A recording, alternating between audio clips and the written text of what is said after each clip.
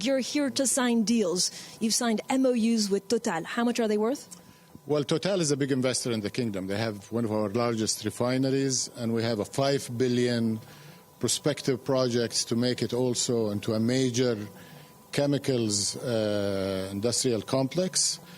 In addition to the $5 billion that Total and Saudi Aramco will invest, there are $4 billion worth of complementary value-added projects that will be outside the main investment. So that's one.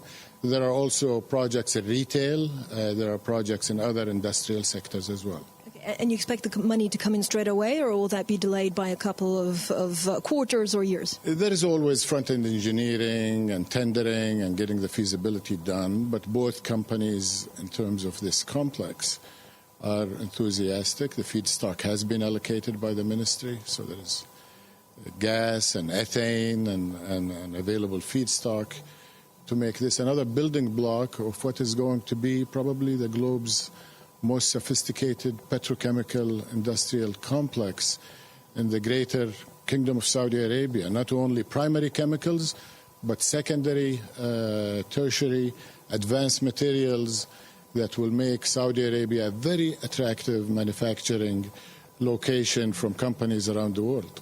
Minister, you've been on a 3-week world tour with the Crown Prince. What's the question that you get most from investors? Is it on Saudi Aramco IPO, or is it on OPEC and the need to create something, OPEC plus Russia?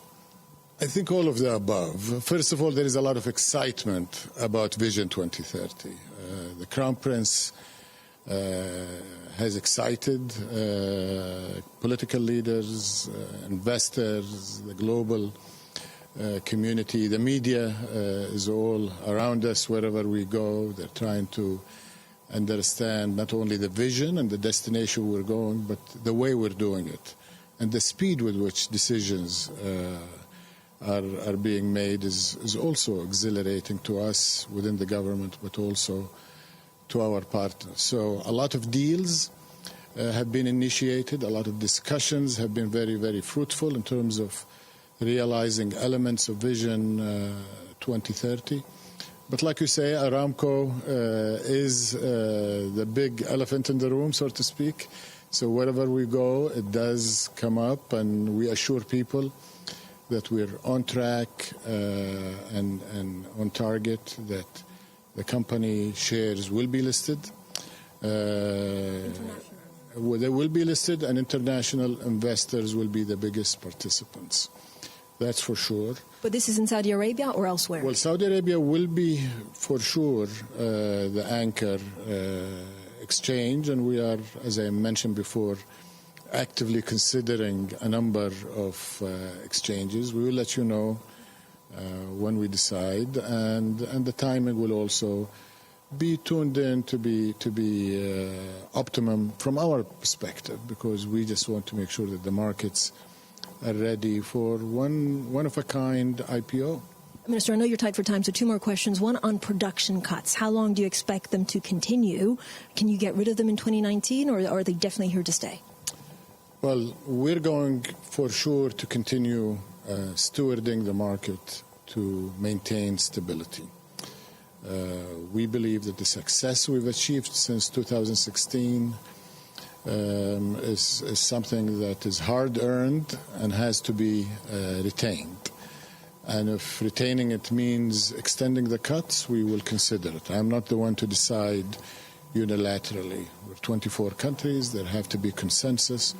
We have acted with complete consensus and with great success. Our compliance to the levels of cut is unprecedented. So I want to maintain that unity, and we hope to attract more participating countries in due course as our success brings stability to energy markets and benefits consumers and producers alike. I'm going in a few hours to India to attend the IEF. There will be 50 energy ministers, producers, and consumers, and we will have some of that dialogue. Next week we have the Joint Ministerial Monitoring Committee in Jeddah in Saudi Arabia. I'll be hosting not only members of the JMMC, but other key producers in the Kingdom of Saudi Arabia as we continue to monitor markets and decide jointly what to do. But be assured that we are going to act responsibly and responsively